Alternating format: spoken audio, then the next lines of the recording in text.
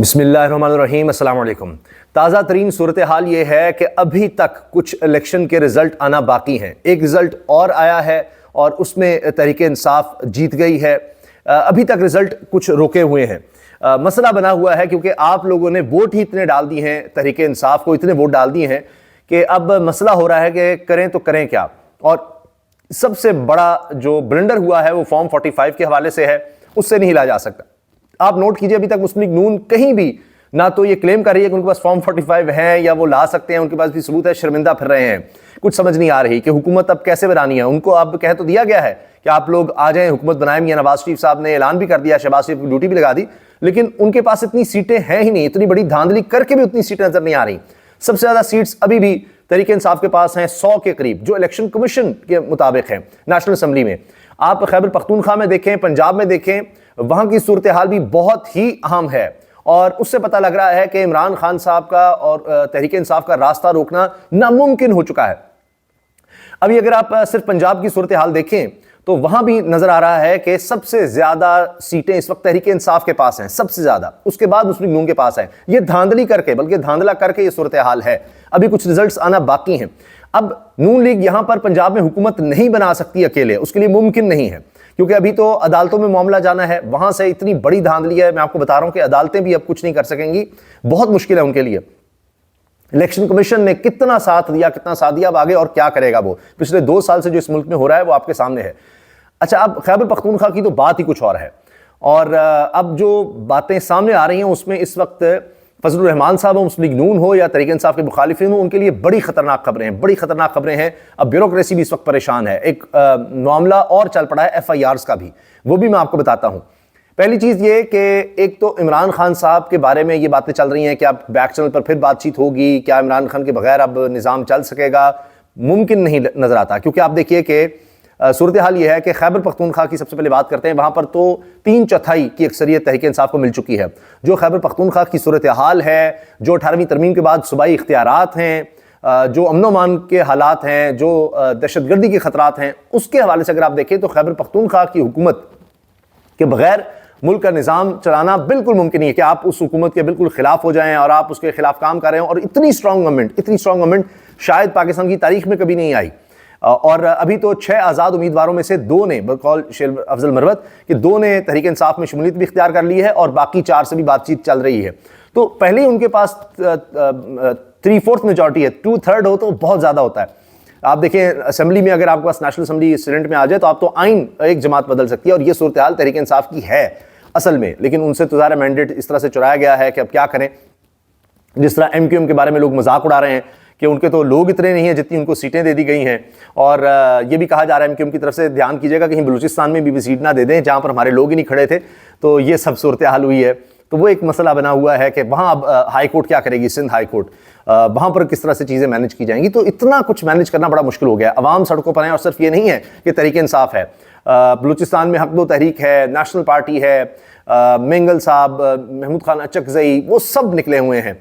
जमात इस्लामी, तहरीक इंसाफ कराची में है, लब्बैक इधर है, और जमातें सब। और फिर जमात इस्लामी तो कह रही है कि आप हमारे साथ हैं। यहाँ तक बात हो रही है क्योंकि किसी ना किसी के साथ शामिल होना पड़ेगा, क्योंकि साजिश तैयार है कि जी इस तरह तहरीक इंसाफ इंडिपेंडेंट के साथ हुकूमत बनाती है। खैबर पख्तूनख्वा में तो उनको बिल्कुल भी जरूरत नहीं है, खैर, लेकिन फिर भी जो रिजर्व सीट्स हैं वो तो उनको चाहिए होंगी, क्योंकि आगे रिजर्व सीट्स पर प्रेसिडेंशियल मामलात भी आएंगे, सेनेट के मामलात भी आएंगे। तो इसलिए तो अब वो जमात इस्लामी में उस तरफ जा रहे हैं, जो लेटेस्ट रिपोर्ट्स हैं जमात इस्लामी के साथ। और इस तरह मजलिस बातुल मुस्लिमीन का भी मामला है, नेशनल असेंबली में उनके साथ हो सकता है, तो फिर वो रिजर्व सीट्स भी ले लेंगे। अब मैं जो आपसे अर्ज करना चाह रहा हूँ ये है कि खैबर पख्तूनख्वा में तो आ गई गवर्नमेंट, ये तो वाज़ेह हो रहा है तहरीक इंसाफ की, और बहुत स्ट्रॉन्ग। अब आप देखें वहाँ पर मौलाना साहब की चीखें निकल रही हैं। वो तो अब फौज को ही वीडियो पैगाम आ रहे हैं कि जी मैं ये कर दूंगा, वो कर दूंगा, कि मुझे सीटें कम दिलवाई गई हैं और ये सारा कुछ कर रहे हैं। अब उनका असल वोट बैंक वहाँ पर था। और जो जुल्म हुआ है फजलुर रहमान साहब की गवर्नमेंट में, आप हैरान गए। मैं क्यों कह रहा हूँ फजलुर रहमान साहब की गवर्नमेंट? इसलिए कि सबसे ज़्यादा उनके लोग थे काबीना में सब। और खैबर पख्तूनख्वा में गवर्नर किसका था? मौलाना फजलुर रहमान साहब का समधी। फिर नून लीग की तरफ से जितना जुल्म किया गया है तहरीक इंसाफ के लोगों पर, वर्कर्स पर, वो किसी से ढका छुपा नहीं है, घरों पर छापे। तो आपका ख्याल है कि अब उनके लिए बड़ा आसान हो जाएगा वहाँ पर माहौल। 18वीं तरमीम के बाद जनाब ये ज़हन में रखिए कि पुलिस हो और ब्यूरोक्रेसी हो, जितने भी डिपार्टमेंट्स हैं, एजुकेशन डिपार्टमेंट, सब, हत्ता के एंटी करप्शन डिपार्टमेंट, वो सब फिर सूबाई हुकूमत के अंडर होते हैं। मौलाना साहब के कई केसेस नैब के पास भी गए थे और वो अब आ सकते हैं एंटी करप्शन के पास, और वो सूबे के पास होगी। फिर अली अमीन गंडापुर साहब, जिनका नाम लिया जा रहा है वजारत आला के लिए, वो भी आप सोचिए, और उनका वीडियो पैगाम आप ज़हन में रखिए। उन्होंने इलेक्शन पर एक वीडियो पैगाम जारी किया था जिसमें उन्होंने अपने लोगों से अपील की थी, नीर इस्माइल खान के लोगों से, कि आपने मेरी बड़ी इज्जत रखी है, बड़ा वक़ार रखा है और मुश्किल वक्त में आपने मेरा साथ दिया है, मैं आपके लिए सब कुछ करूंगा, जिस तरह पहले मैंने कोशिश की है, अब भी उससे बढ़कर कोशिश करूंगा। सिर्फ एक मेरा अरमान पूरा कर दें, एक ख्वाहिश पूरी कर दें, एक दफ़ा मुझे मौका दे दें, एक दफ़ा और मुझे असम्बली में पहुंचा दें, क्योंकि जो जुल्म और ज्यादती हो गई है यहाँ पर इस मुल्क में, मैं एक दफ़ा उसका बदला चुकाना चाहता हूँ। अब ये अली अमीन गंडापुर साहब के बारे में बहुत लोग कहते हैं कि जी वो और उनका कबीला, वो इस बारे में बहुत हैं कि जुल्म और ज्यादती वो बर्दाश्त नहीं करते।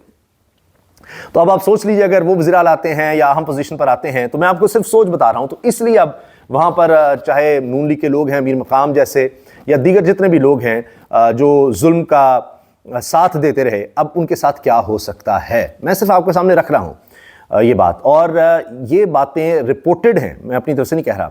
रिपोर्टर्स ने ये रिपोर्ट किया है कि कई सरकारी अफसरान जो इस जुल्म में शरीक रहे हैं, वो अब बाहर की राह देख रहे हैं। उन्होंने पहले से इंतजामात कर लिए हुए हैं, जी हाँ, पहले ही कर लिए हुए हैं कि जो ही तहरीक इंसाफ की हुकूमत बनेगी तो हमने फिर यहाँ से दौड़ लगानी है, ये बात है। तो अब FIR का सिलसिला भी हो गया है। इमरान खान साहब की रिहाई के बारे में भी बातें हो रही हैं, जिस तरह आपने देखा कि 12 जमानतें एक ही दिन में हो गई हैं, और अब बाकी केसेस भी ज़्यादा ठहर नहीं सकते, जिसलिए बनाए गए थे लोगों में मायूसी फैलाने के लिए। इमरान खान तो अब नहीं आ सकता, इमरान खान तो अब जनाब इद्दत में भी दे दी, हमने उसको गद्दार भी साबित कर दिया साइफर में, हमने उसको करप्ट भी साबित कर दिया तोशा खाना में, हमने उसको गैर अखलाकी सरगर्मी मुलव्वस भी साबित कर दिया इद्दत के मामले में। तो अब तो नहीं, वो जनाब रिएक्शन आ गया, लोग इतने निकल आए, वो सारी कहानी तो ख़त्म हो गई। अब जनाब इमरान खान साहब रिहा होते हैं तो खैबर पख्तूनख्वा में हुकूमत उनके पास है।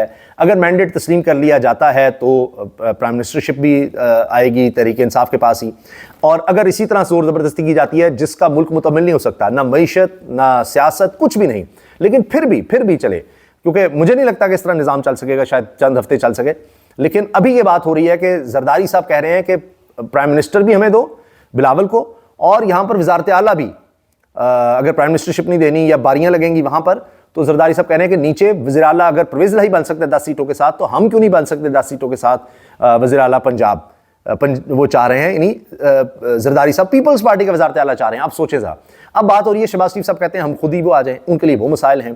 पहले ही लीड में तहरीक इंसाफ आ गया है पंजाब में भी, तो अब नून लीग जो इस वक्त सिचुएशन है उसमें, अभी इस धांधली के बाद भी, इतनी बड़ी धांधली के बाद जो तारीख में कभी नहीं हुई, उसके बाद भी यह हाल है कि नून लीग खुद से बना नहीं सकती, उसको सहारे चाहिए। अच्छा, उसके बाद अभी मामला अदालत में जाएंगे, और फिर वहाँ से अगर चीज़ें सामने आती हैं तो तहरीक इंसाफ फिर वैसे ही जो ऑन ग्राउंड और असल जो है मैंडेट मिल गया है कि तहरीक इंसाफ बगैर किसी के साथ मिले पंजाब में भी गवर्नमेंट बना सकती है। लेकिन अब देखिए ना, वो जो धांधली हुई है उसके बाद भी सबसे आगे है, तो इसमें अब नून लीग कमज़ोर है कि उसको किसी की सहारे की ज़रूरत होगी, ये सब कुछ चाहिए होगा। जिस तरह अभी आपने देखिए काफली की सीटें निकाली हुई हैं, काफली की बनती नहीं है, वो काफली फारिग है, तो अगर अदालतों से फैसले आ जाते हैं, काफली फारिग हो जाती है, तो फिर वो तहरीक इंसाफ उसी पोजीशन में है और पंजाब में भी हुकूमत बना लेगी। पंजाब खैबर पख्तूनख्वा की बात ही नहीं है ना, वो तो है, तो वहाँ पर अकेले ही मैंने आपको बताया कि जितने भी लोग जुल्म कर चुके हैं, चाहे मौलाना साहब हैं, उनके गवर्नर समधी और जो कुछ वहाँ पर हो चुका है, तो उनके पास तो सारे वसाइल वहाँ पर होंगे। और फिर आप देख सकते हैं उस गवर्नमेंट को आप क्या करेंगे, किस तरह से उसको हैंडल करेंगे। और ये नहीं हो सकता कि उसके जो रहनुमा जिसके हवाले से मैंडेट आया उस पर आप जेल में तशद्दुद या उसको कोई टॉर्चर या उसको तंग करें, या यहाँ पंजाब में आप उनके लोगों के खिलाफ करें और आप समझें कि उसका कोई एक्शन नहीं आएगा, मुमकिन नहीं रहेगा। अब उस तरह का जुल्म और फस्तायत, सिर्फ खैबर पख्तूनख्वा की बात कर रहा हूँ, बाकी तो छोड़ दीजिए।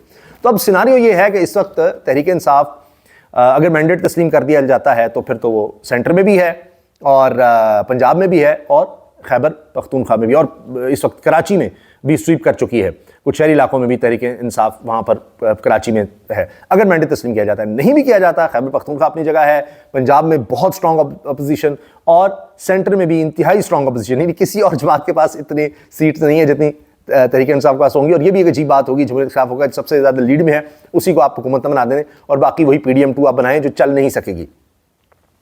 और इस सूरत में भी आप क्या कर लेंगे, वो अपोजिशन इतनी स्ट्रांग होगी, बड़ा मसला आ जाएगा, आपको बात करनी पड़ेगी। तो लिहाजा अब इसी वजह से आप देखिए कि इतनी स्ट्रांग पोजीशन में तहरीक इंसाफ खुद को देख रही है, उनका कॉन्फिडेंस बहाल हो गया है और उनकी तरफ से ये ऐलान हुआ है कि अब लोग बाहर आ जाएं, जो लोग रूपोश थे, मसाइल में थे, वो बाहर आ जाएं।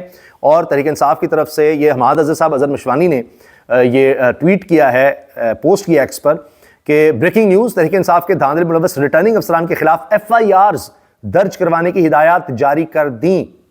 FIR दर्ज करवा रहे हैं जी तहरीक इंसाफ वाले, जिसने ये इतनी धांधली करवाई है।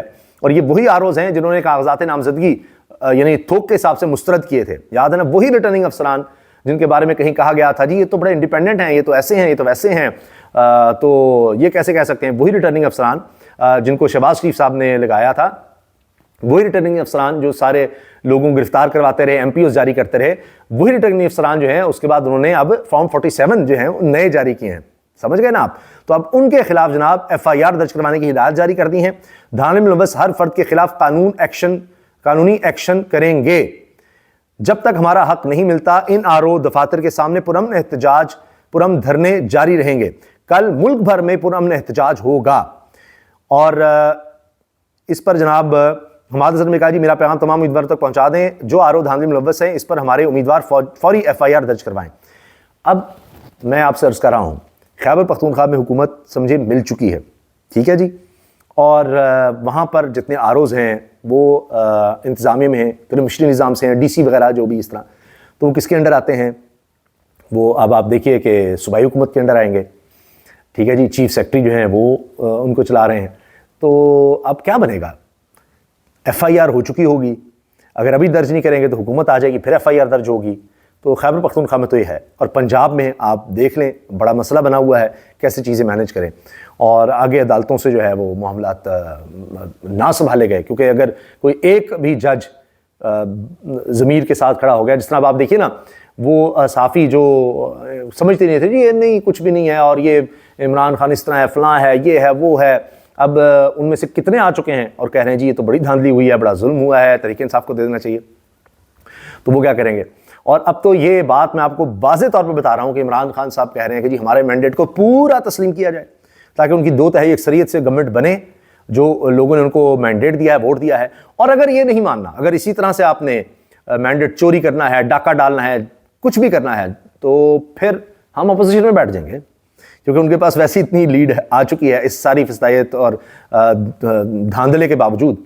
तो कहेंगे जी ठीक है, आप और शौक पूरा कर लें, पहले भी 2 साल हमने गुजारे हैं, 6 महीने और सही, 3 महीने और सही, चंद हफ्तों की बात है, चंद महीनों की बात है, किस तरह आप चला लेंगे जो माशी सूरत हाल है। क्योंकि अगर इस तरह के मामलात किसी के साथ, जी पीपल्स पार्टी की बड़ी बात हो रही है, उनके साथ मिलकर आ जाएं, ये कर लें, वो कर लें, पंजाब में भी ले लें आप किसी के साथ मिलकर, तो ये सारी उनकी जिद्दोजहद फिर कहाँ जाएगी। वो तो पहले कह चुके हैं कि जिस तरह हमने 3-3.5 साल हुकूमत की है, तो उसमें सबक ये लिया है कि नहीं, बेसाखियाँ नहीं चाहिए, इस तरह हम मुल्क में कोई बेहतरीन नहीं ला सकते, कोई हम बेहतर फैसले नहीं कर सकते, कोई मीशत बेहतर नहीं कर सकते, ओ जी वो चला जाएगा, वो सब हर वक्त एक ब्लैकमेलिंग रहेगी, तो नहीं। तो ये आपस में कर लें, बंदर बांट करनी है, आपस की लड़ाइयाँ इनकी देखिएगा अभी चलेंगी, किस तरह इनको पीछे से ज़ाहिर है लाने वाले जो हैं वही इनको बिठाएंगे और वही बंदर बांट करवाएंगे, नहीं इस तरह, तो वो ज़्यादा अरसा चल नहीं सकेगी। वैसे ही मुस्लिम लीग नून की सियासत, ख़ानदानी सियासत उनकी ख़त्म हो गई है, कोई भी उनका फ़र्द नहीं जीता, ख़ानदान का कहीं से भी नहीं जीता, और अब उनको ज़बरदस्ती जिताना पड़ा है, तो उनकी वैसे ही फिर वो सियासत रह जाएगी जो इस वक्त पीपल्स पार्टी की पंजाब में है। तो नून लीग सिर्फ पंजाब में रह गई थी, तो ये शरीफ ख़ानदान की वजह से वो जो GT रोड की जमात रह गई थी, अब वो भी ख़त्म हुई है, और जो वोट बैंक है वो बिल्कुल ही वाइप आउट हो जाएगा हमेशा के लिए। क्योंकि आदिल निजम साहब बहुत बड़े दानिश्वर हैं, इंटरनेशनल ऑर्गेनाइजेशंस के लिए काम कर चुके हैं। उनका इस वक्त क्लिप वायरल हो रहा है, बल्कि क्लिप नहीं, कई क्लिप्स वायरल हो रहे हैं, जिसमें वो कह रहे हैं कि जनाब 2040-2050 तक, ये बात गौर से सुनिएगा, 2050 तक इस मुल्क ने किस तरफ जाना है, इसके जो बड़े फैसले हैं, जमहूरियत के कहें, जो भी आप कहें, वो फैसले करने हैं 30 साल से कम उम्र के नौजवानों ने। क्योंकि हर 3 में से आप पाकिस्तानियों को लाइन में खड़ा कर लें, हर 3 में से 2 पाकिस्तानी 30 साल से कम उम्र के हैं। तो अब आप सोच लीजिए उन्होंने किस तरह से पासा पलट रहा है, और उनके बुजुर्गों ने भी, सब नहीं, ये वैसी बात है क्योंकि ओवरवेलमिंग वो भी है, नौजवानों ने ये सारा कर दिया। तो अब आगे फिर क्या बनेगा इनका। तो लिहाजा जनाब हालत बड़ी पतली है, फैसले इमरान खान साहब ने करने हैं। मैंने आपको कुछ चीज़ें इशारतन बता दी हैं, कुछ FIR के इक़दाम हो रहे हैं वो बता दिए हैं। ये भी खबर है मैंने आपको बता दी है कि कई बड़े बड़े ताकतवर सरकारी अफसरान कई महकमे बैठे हुए जिनमें पुलिस वाले भी हैं, जो कुछ ऐसे हैं जो बाहर से ही लाए गए थे, अब बाहर ही निकल जाएंगे वो भी हैं और वो भी बाहर जा रहे हैं। तो जनाब इमरान खान साहब कह चुके हैं जी हम जुल्म कभी नहीं भूलेंगे। तो जो काबू आ गया तो पहला शख्स या पहले वो लोग जेल में जाएंगे, ये FIRs बता रही हैं कि जिन्होंने इस तरह ये MPOs जारी करवाए, लोगों को उठवाया, पकड़ा, गिरफ्तार करवाया, जिन्होंने घरों पर छापे मरवाए, जिन्होंने सारा जुल्म किया, पहले उनकी बारी आ रही है। इजाज़त दीजिए, अल्लाह हाफ़िज़।